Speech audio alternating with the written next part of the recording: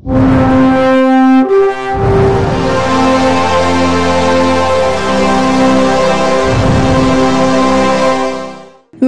అవిశ్వాస తీర్మానంపై 40 మంది కార్పొరేటర్ల సంతకంతో అంగీకార పత్రాన్ని జాయింట్ కలెక్టర్ గారికి అందజేసిన అనంతరం మీడియాతో మాట్లాడుతున్న డిప్యూటీ మేయర్ పోలుబోయిన రూప్ కుమార్ యాదవ్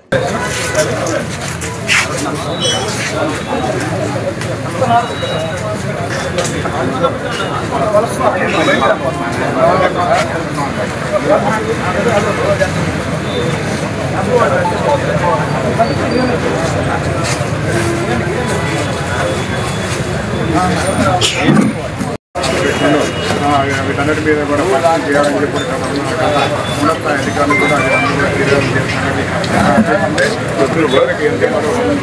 కాలం మాత్రమే కాలంలో ఈ రంగప్రాణ ముందు సందులో మన రోహిత్ నెంబర్ ఉంది ఇక్కడ ఫోన్ చేసి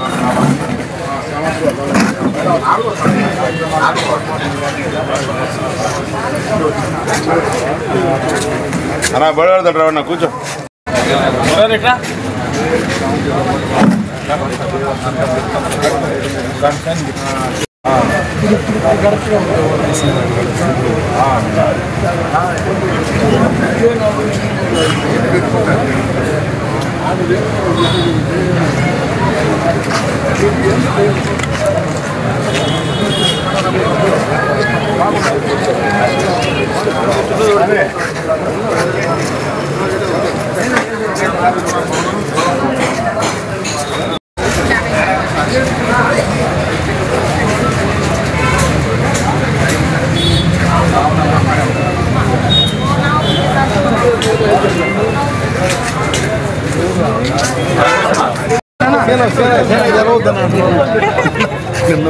వీడియోలు వచ్చినప్పుడు కవర్ చేసుకోవాలి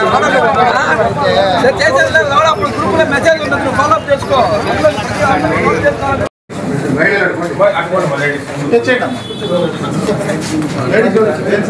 కుర్చీలు ఏం చేస్తాం బ్యాలెన్స్ అట్లా లేడీస్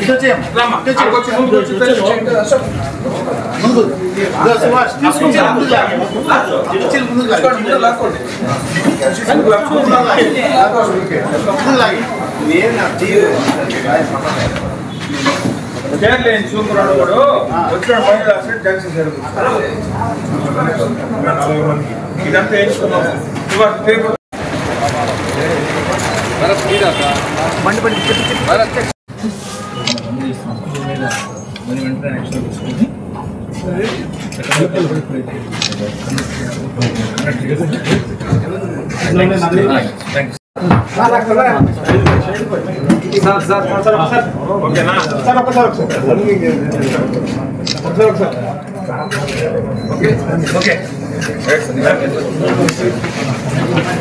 నమస్కారం.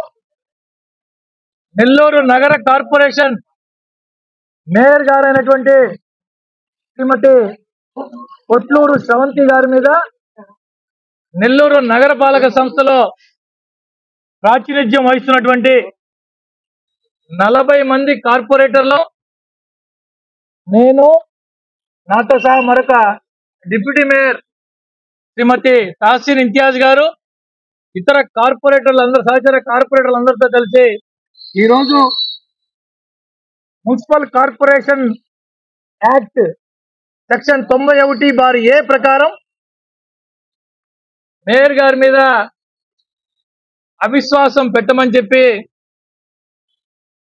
గౌరవ కలెక్టర్ గారికి నోటీస్ ఇవ్వడం జరిగింది.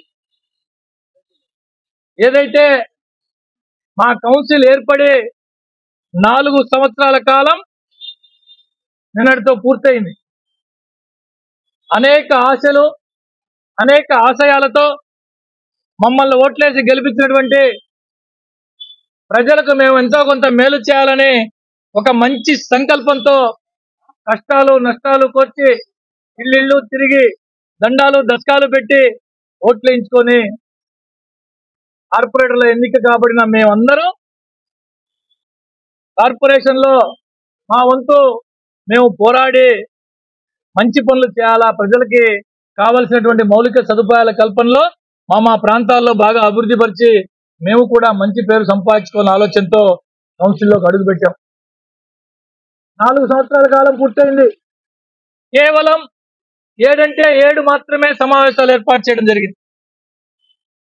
రాష్ట్రంలోనే 4వ అతిపెద్ద కార్పొరేషన్ నెల్లూరు కార్పొరేషన్. విశాఖపట్నం, విజయవాడ, గుంటూరు తర్వాత 4వ అతిపెద్ద కార్పొరేషన్ అయినటువంటి నెల్లూరు నగర కార్పొరేషన్ లో గడిచిన 4 సంవత్సరాల కాలంలో జరిగినటువంటి కౌన్సిల్ సమావేశాలు కేవలం 7 అంటే 7. దీన్ని బట్టి అర్థం చేసుకోవచ్చు ఏ విధంగా ఉందో. నెల్లూరు కార్పొరేషన్ చరిత్రలోనే కాకుండా, రాష్ట్ర కార్పొరేషన్ చరిత్రలోనే కాకుండా, బహుశా దేశంలో కూడా ఏ కార్పొరేషన్ లో జరగని విధంగా మేయర్ అంటే, ప్రథమ పౌరురాలంటే ఈ యొక్క కార్పొరేషన్ మొత్తానికి కూడా ఒక పెద్దన్న పాత్ర. ప్రజల ఆస్తుల్ని, కార్పొరేషన్ ఆస్తుల్ని కాపాడాల్సినటువంటి పెద్దన్న పాత్ర. అటువంటి స్థానంలో ఉండి ఎక్కడా లేని విధంగా, చరిత్రలో ఎప్పుడూ లేని విధంగా, మీ అందరికీ తెలుసు, కమిషనర్ సంతకాలు ఫోర్జరీ చేసి మున్సిపల్ కార్పొరేషన్ కి కావాల్సినటువంటి కోట్లాది రూపాయల రాబడిని సొంత జోబుల్లోకి వేసుకొని క్రిమినల్ కేసులు పెట్టించుకొని జైళ్లు పాలై ఈ యొక్క మేయర్ గారి భర్త, పేరుకి మేయర్ గారి భర్త, పూర్తిగా ఈ కార్యక్రమాలన్నీ ఎక్కడ జరిగినాయి, ఎలా జరిగినాయి అనేది నేను కొత్తగా మీకు చెప్పాల్సిన అవసరం లేదు. ఇదే కాకుండా కార్పొరేటర్లతో అందరితో కూడా సఖ్యతగా ఉంటూ వారి వారి ప్రాంతాల్లో కావాల్సినటువంటి అన్ని రకాల మౌలిక సదుపాయాల కల్పన కోసం పనిచేయాల్సిన గౌరవ మేయర్ నెల్లూరు నగర నియోజకవర్గంలో ఈ 4 ఏళ్లలో 4 సంవత్సరాలు కూడా అడుగు పెట్టాల. 60% ప్రాతినిధ్యం వహిస్తున్నటువంటి నెల్లూరు నగర కార్పొరేషన్ లో 28 డివిజన్లు ఉన్నటువంటి నెల్లూరు నగర నియోజకవర్గంలో మేయర్ అయిన తర్వాత ఈ 4 సంవత్సరాల కాలంలో 4 సార్లు కూడా అధికారిక మేయర్ గా పర్యటన చేసిన దాఖలాలు లేవంటే ఏ విధంగా పనిచేసిందో అర్థం చేసుకోండి.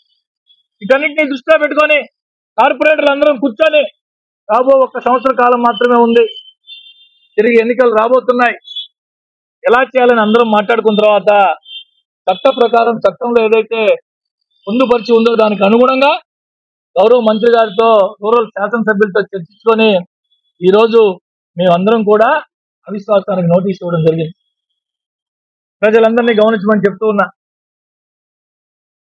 నెల్లూరు నగర నియోజకవర్గం, నెల్లూరు నగర కార్పొరేషన్ లో ఇప్పటి వరకు ఏం జరిగింది, మేమందరం కూడా ఎందుకు నోటీస్ ఇవ్వాల్సి వచ్చింది? ప్రభుత్వం నుంచి వచ్చే అభివృద్ధి సంక్షేమ కార్యక్రమాలకు సైతం ఆటంకాలు కల్పిస్తూ, ఒక గిరిజన మహిళ అయి ఉండే సాటి గిరిజనులు ఎవరైనా పిహెచ్ వర్కర్లు చనిపోతే వారి బిడ్డలకి కారుణ్య నియామక కింద అప్లై చేసుకుంటే వారి ఫైళ్లు కూడా డబ్బులు ఇవ్వండి సంతకం పెట్టలేనటువంటి దుర్మార్గమైన పరిస్థితి. అంటే ఇంతకంటే దుర్మార్గం బహుశా ఎక్కడ లేదు. స్వయంగా కార్పొరేషన్ కమిషనర్ గారి యొక్క సీసీని మేయర్ గదిలో నిర్బంధించి జైలు పాలైన ఘనత ఎక్కడైనా ఉందంటే నెల్లూరులోనే ఉంది. ఇవన్నీ దృష్టిలో పెట్టుకొని ఈరోజు నోటీస్ ఇవ్వడం జరిగింది.